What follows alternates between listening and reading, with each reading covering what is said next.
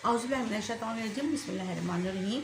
अस्सलाम वालेकुम वरहमतुल्लाहि वबरकातुहू। मैं हूं मिसेस कौसर, आप देख रहे हैं मेरा YouTube channel Mrs Kausar information. आज जो मेरा टॉपिक है वो है मलका सबा की कौम का एक शख्स उमर बिन आमिर जो यमन का बाशिंदा था। तो मेरा जो टॉपिक है वो मलका सबा की कौम का एक शख्स है।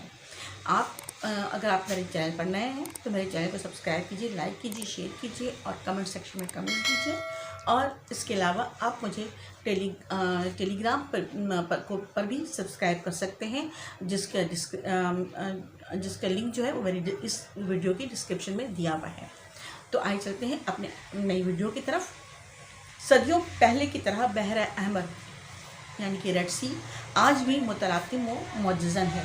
जब उसकी सरकश लहरें साहिल से टकराती हैं तो अजीब पुरकैफ तमा बांध देती हैं और दिल चाहता है कि पहरों खड़े होकर उसका नज़ारा किया जाए। तारीख़ बताती है कि हुज़ूर अकरम सल्लल्लाहु अलैहि वसल्लम के इस जहान रंगबू में तशरीफ़ लाने से तकरीबन पौने 200 साल कबल मलका सबा की कौम का एक शख्स उमर बिन आमिर जो यमन का बाशिंदा था अपने अहल अयाल समेत घर से निकला और साहिल समुंदर की तरफ चल पड़ा। वो अपना मुल्क छोड़ने पर क्यों तैयार हुआ, उसके बारे में यकीनी तौर पर तो कुछ नहीं कहा जा सकता, लेकिन चेहरे पर नमूनदार होने वाले जज्बे गवाही दे रहे थे कि कोई ऐसी क़ुव्वत है जिसने उसे अनजानी मंजिलों की तरफ जाने पर मजबूर कर दिया है। उमर की बीवी ने पूछा, हम क्यों जा रहे हैं? ये तो मैं भी नहीं जानता, बस दिल कहता है कि मुल्क छोड़ दो। उमर ने जवाब दिया तो उसकी बीवी फिर बोली, आखिर हम जाएंगे कहाँ? उमर ने कहा, जहाँ किस्मत ले जाएगी। उसके साथ उसके तीनों बच्चे यानी कि तीनों लड़के जफना, हारिसा और सौलबा बाप का मुंह देखने लगे। इस गुफ्तगू के बाद माहौल पर खामोशी छा गई, सिवाय उन लोगों की कदमों के चाप के जो टेढ़े मेढ़े पत्थरों पर पड़ रहे थे, और किसी वक्त हवा में उड़ने वाली किसी परिंदे की भी आवाज़ आ रही थी, कोई और आवाज़ शामिल ना थी। उमर की बीवी फिर मुखातिब हुई और कहा, मेरी मानो तो वापस चलो।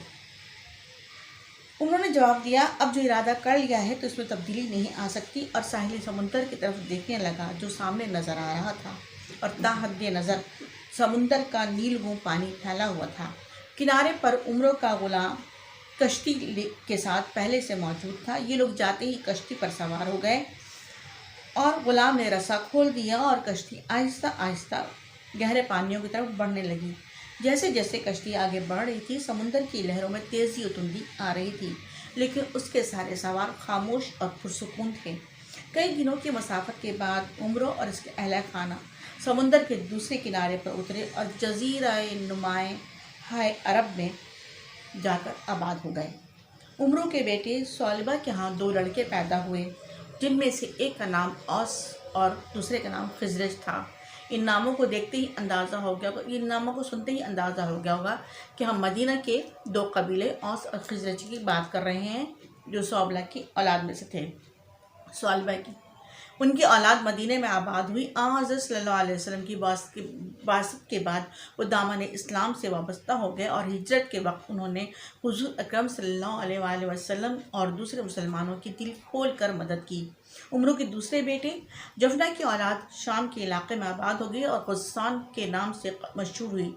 उमर बिन आमिर का तीसरा बेटा हारिसा सरजमीन हिजाज उस इलाके में आबाद हुआ जिसे तहामा कहते हैं। इसकी औलाद बनु खज़ाया के नाम से मारूफ व मशहूर हुई, और ये सारे कबाइल जो है वो मदीने की और उसके आसपास के तमाम इलाकों के कबाइल थे।